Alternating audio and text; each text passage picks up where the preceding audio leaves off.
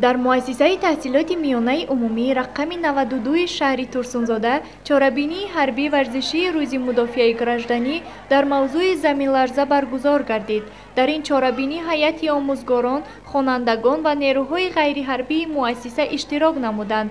روز مدافع گراژدانی از ساعت 7 صبح تا 5 بیگاه ادامه یافت.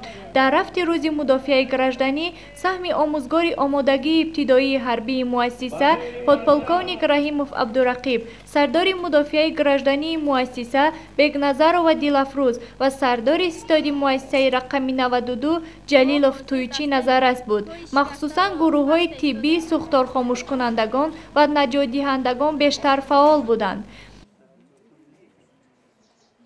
امروز در مؤسسه تعلیمی رقم 92 جماعت جورا رحمان چاره‌بینی با تنتنه مدافع گراژدانی شده گذشت که هر سال این مدافع در شهر ترسونزاده در جمهوری تاجیکستان شده میگذرد. چاره‌بینی ما خیلی ناز گذشت. با سرداری خیرتمندانه جناب عالی محترم پیشوای ملت اساسگزار صلح و وحدت ملی، ما آموزگاران این چاره‌بینی را با تنتنه گذراندیم.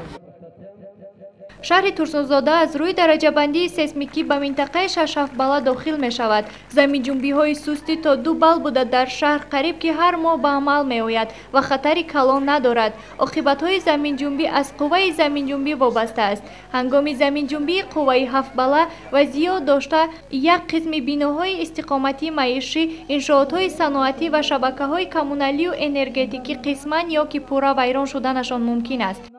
از روی نقش چاره‌بینی سردار استاد مدافع گراژدانی شهر ترسونزاده امروز در دو مؤسسه هم 92 و هم 61 مشق مدافع گراژدانی در مؤسسه برگزار گردید.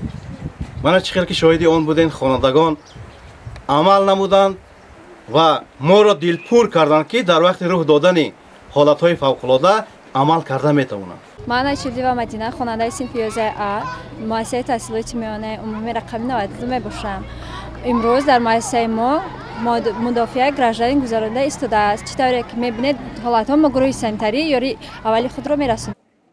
هدف از دایر ساختن چنین چاره‌بینی ها پیش از همه جهت بلند برداشتن مهارت آمادگی خوانندگان عاید به پیشگیری حالت‌های فوق‌العاده از جهت زمین جنبی، آبخیزی و سوختار مساعدت می‌نماید. چنین چاره‌بینی ها را مسئولین تعلیمگاه‌ها سال یک مرتبه دایر می‌سازند.